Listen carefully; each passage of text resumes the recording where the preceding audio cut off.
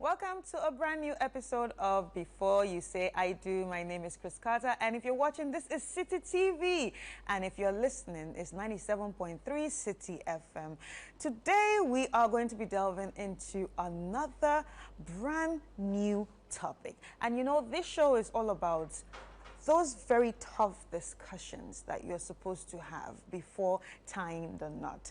Well, let's take a quick break, and when I come back, I will be introducing the topic for the day and, of course, the expert that is going to take us through this topic. We'll be right back.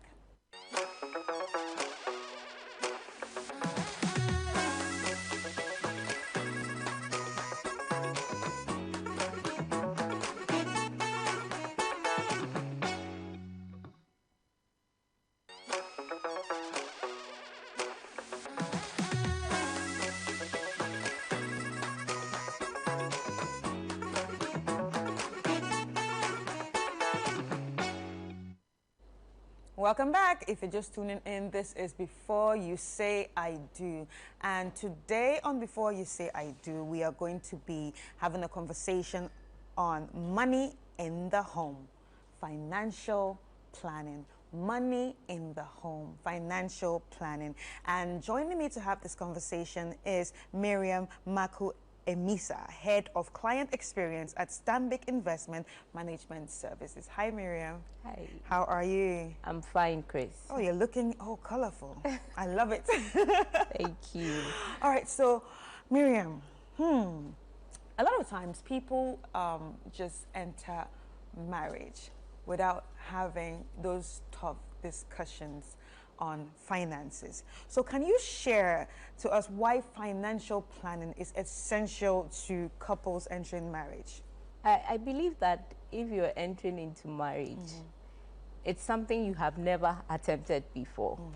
And so it's important that some things that matter in that context, you talk about it before you enter. And finances is one of the key things in marriage that can make the marriage as well.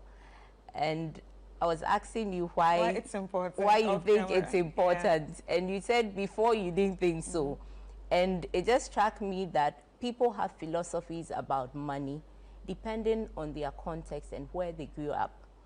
If they grew up in a home where it's daddy who took care of everything, then they tend to think that the man should do everything. If it was a single home and their mom was pushing and bringing in the money, then naturally they have the tendency to also do the same. So before you enter into marriage, you need to understand the context in which both parties or partners grew up in and what philosophies they have about marriage. That plays a major role in guiding your discussions and whether you can deal with this person or not. Right. But how can couples actually ensure that they are on the same page? Communication. I mean, if you don't talk about it, you would not know. And so that's why I think this program is very important, because people tend to think that, oh, it's other things that matter, like the wedding, like planning the wedding. But they don't go ahead to think about, okay, when we settle, where are we going to live? What schools would our children attend? Would I want to take my career to the next level by going back to school, etc.? At some point, And you would notice that all these things I mentioned actually need money.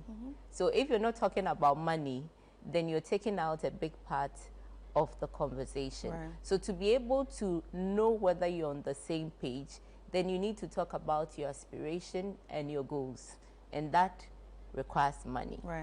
Okay, so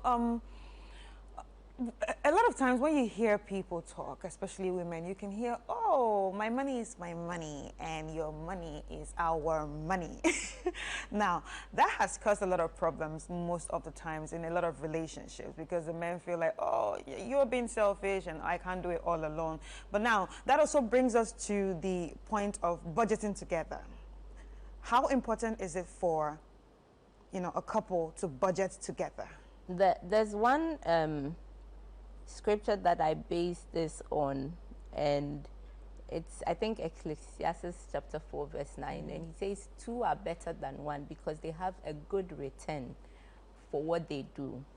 When you come into marriage, I hear in the ceremony that, and the two shall become one. One, yes. So I don't know where this idea started from, where the woman's money is her money and the man's money is for the home. Everybody's own. I'm sure it's culture, because then it's what you've grown up with, what you see, and you see that it's daddy who normally does the paying of the fees, the giving of the chop money. So you tend to think that that's the way it is, but actually your money and my money become one.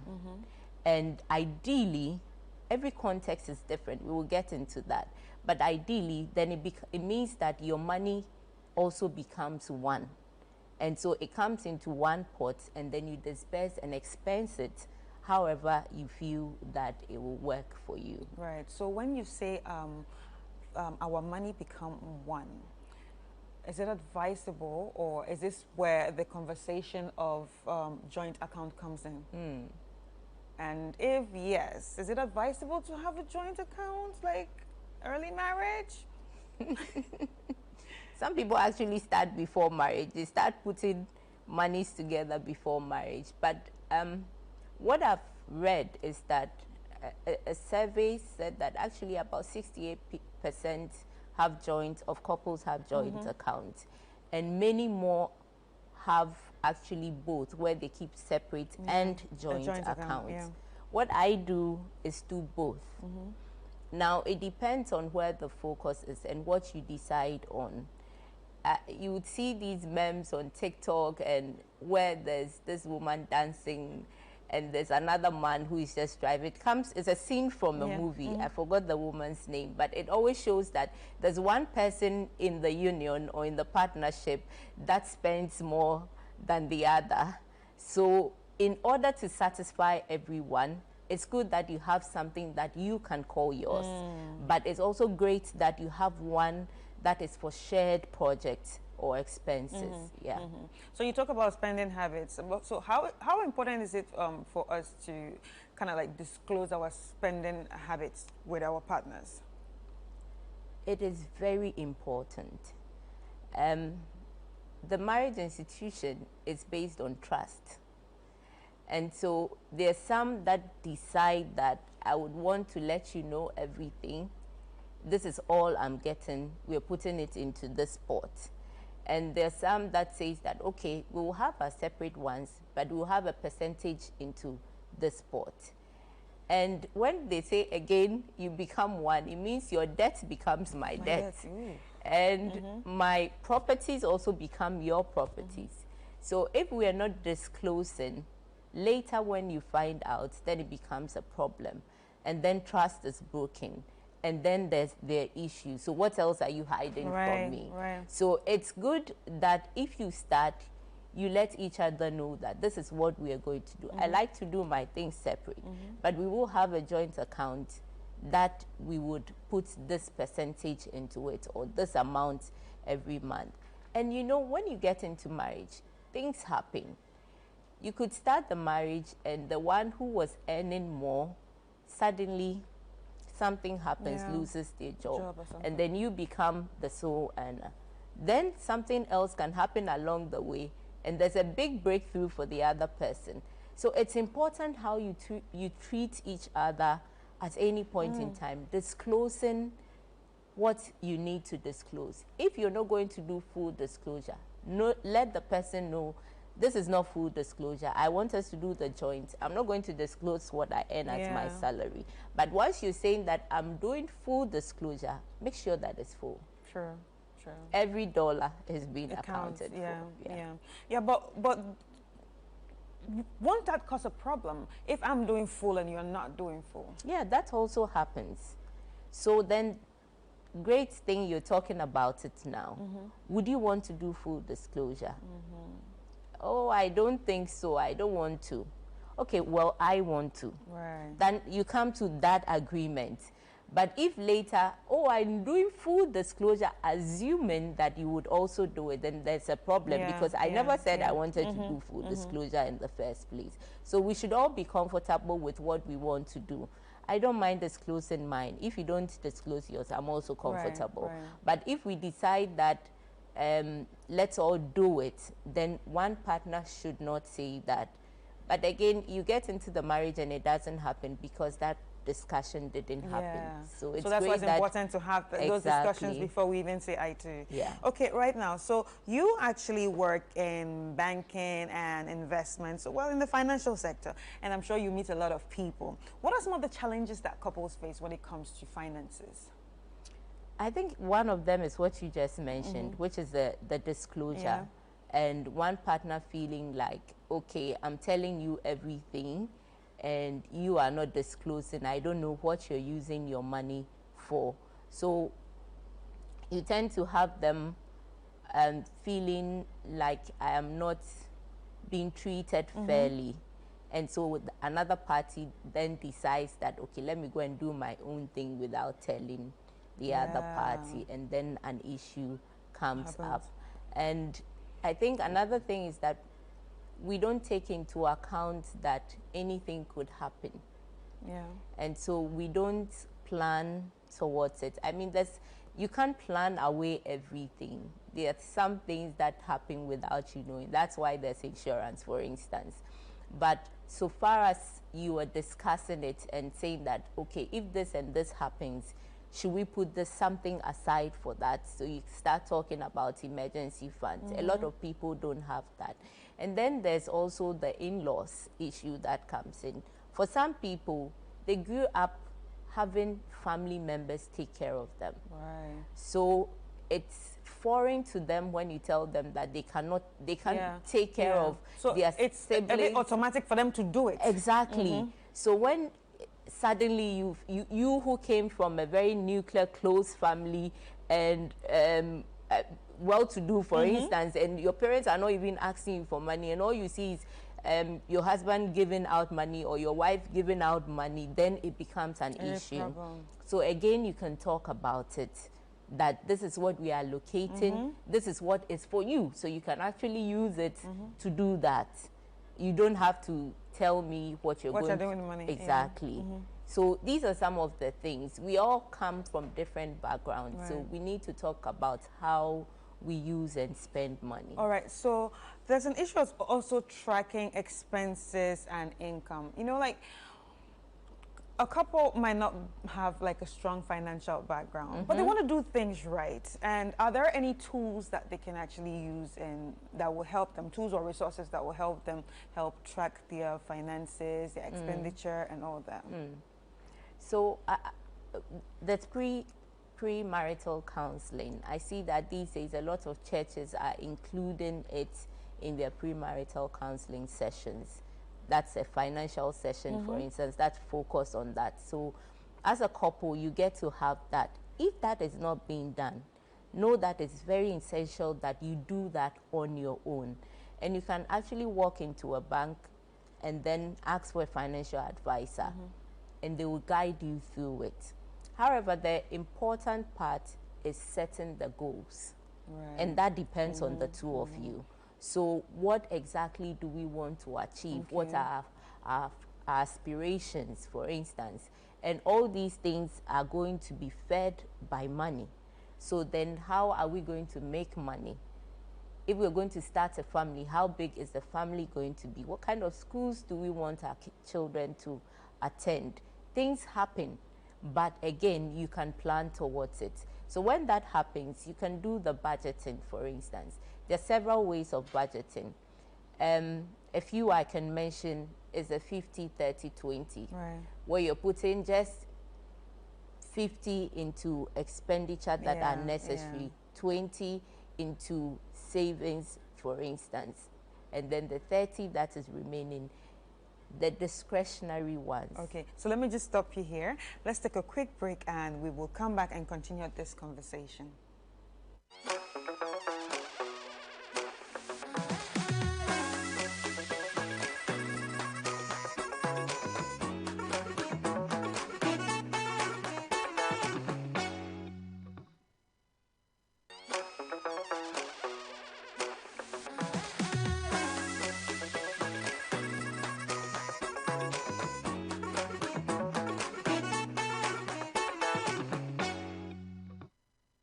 Welcome back to Before You Say I Do, and we are having a conversation on money in the home, financial planning. And right before the break, we were talking about budgeting, so we stopped at the 50, 30, 20, right?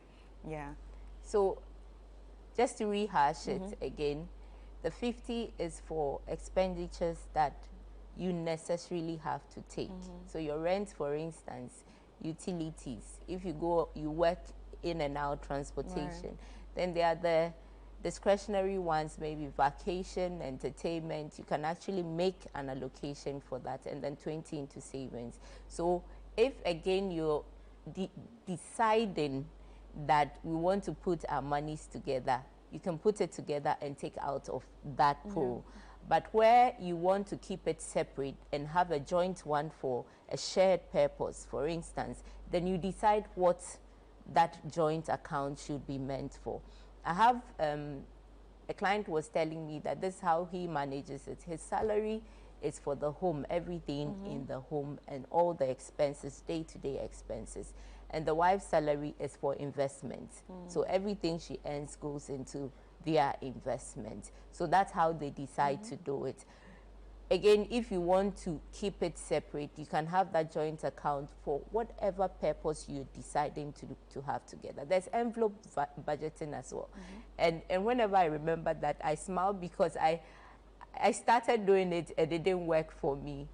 It's always the discipline. Right. So it's one thing doing the budgeting, but it's also the discipline. So I just found one of the envelopes I'd written on groceries that I use for just a few months. So the envelope budgeting, you actually take out physically envelopes and write out the expenses that you have and put in the money. So if that envelope is empty, you don't go taking from another envelope. And then you can have the dividing your goals into short-term, long-term, and then medium-term. So when you have that short-term goal, these monies are allocated to that money is allocated to that. You can do that as well. And let me just add also that it's important that you have money dates. Money dates? Yes. So what is a money date? We go out to have fun. I take it. The counselors always advise that you should still date your wife. Right. So taking her out just to have a good time. You should also go out to talk about money sometimes. So you can decide to schedule every quarter that we go on a date and the focus is talking about our finances. And I like to do that over food because financial discussions can be deep and can be heated. So you want to do that in a relaxed environment and then talk about the money, how you're spending it, where you want to get to, and then you progress from there. Right. Wow, that's interesting. I think you should actually put that in a book. Keep it as a reminder. I think that's very, very interesting. That is very interesting. I've never heard about it before, but it's nice to hear about it. Now, I mean, the date takes money. So if you want to do it, you can still do it at home and find popcorn. And just have a good time, but talk about money. Talk about money. Now, earlier on, we spoke about joint accounts. How important are joint accounts? Are there any advantages to joint accounts? The key advantage I see in there is that it gives you focus. Because you don't start a joint account without a purpose. So why are we starting it in the first place? We want to buy a mortgage, for instance. We want to buy a car. We want to refurbish our home. We want to go back to school. There should always be a purpose for that joint account. And once that purpose is defined, then it is very important. And everybody takes it seriously because then we are both invested into it. And there's a benefit for both of us in that account. So where there's a purpose is clearly defined, that's in there is the advantage. And then we are both committed into making sure that it grows to where we want it to get to. Right. So, but there's this conversation or this topic that most people are afraid of to talk about most of the time, especially women. How important is it for a woman to be at least financially okay? I wouldn't want to say financially free before entering a marriage. So take it from this way. My understanding of a woman's role in the marriage, since we're talking about marriage and partnerships, is that you're in to help. You're a helpmate. So then how do you help if you don't have the means to help? Everything that we do in the home requires money. So as a woman, I believe that you should also have a level of financial knowledge and also a means of supporting and helping. So it's important that as a woman, I'm not saying have everything, but have a means of supporting yourself and helping your partner as well. And have a level of financial knowledge. At least you can just be inquisitive or curious and ask questions, and you get a certain level. In every relationship, we find one that is more keen about finances than the other.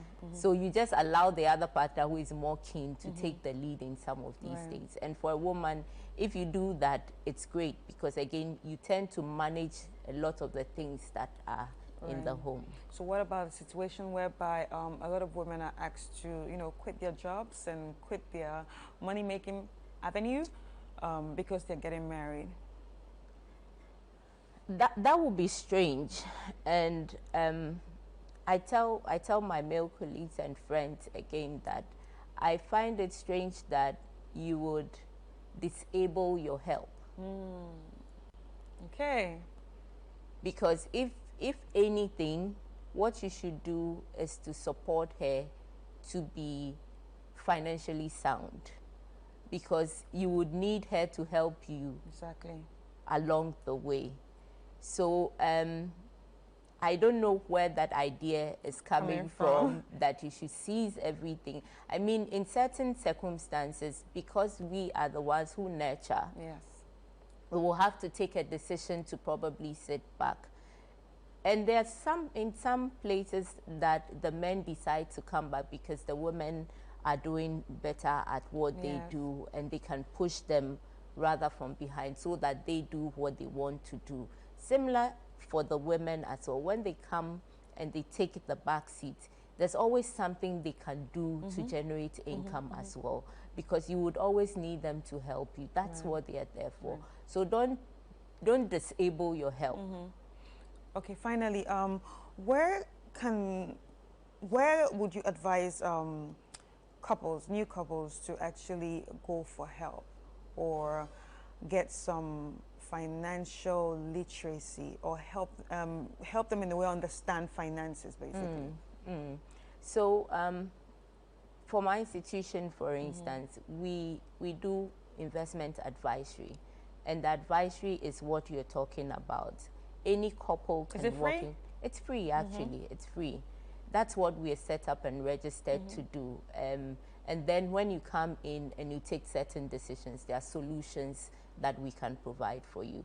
But if you walk into any financial institution here in Ghana, no one charges you for asking questions. It's important that before you come in again, you have an idea of what you want to do, and that is your goals. So they will help you to clarify the goals, fine-tune it, and then look for the solutions that you need as well. Okay, thank you so much. This has been a very interesting conversation. But lastly, what would you advise to couples right now when it comes to financial planning?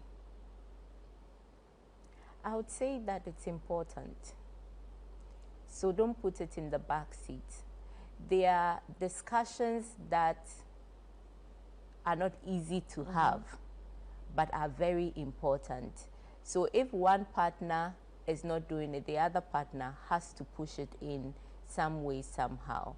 But don't leave it to chance, and don't assume that it would take care of itself. You need to talk about it, and you need to clarify it as well. Right. Thank you so much. How can people reach out to you in case they want to, have some financial advice? Okay, so Stanbic Investment Management Services is located in Stanbic Heights on the 4th floor. You can walk into our offices or actually any Stanbic Bank branch that is across the country. Right. You can walk in and they will give you the advice that you need for free. All right. Thank you so much. Thank you so much. So we've been speaking to Miriam Maku Emisa, Head of Client Experience, Stanbic Investment Management Services. Like she said, if you want to reach out to her, all you need to do is walk into any Stanbic bank and then, you know, ask all your investment questions and all your financial questions that you want to know, especially when it comes to entering this journey called marriage. I hope you enjoyed this episode. Well, I did. And tomorrow we'll be coming back with a fresh new episode. So see you tomorrow.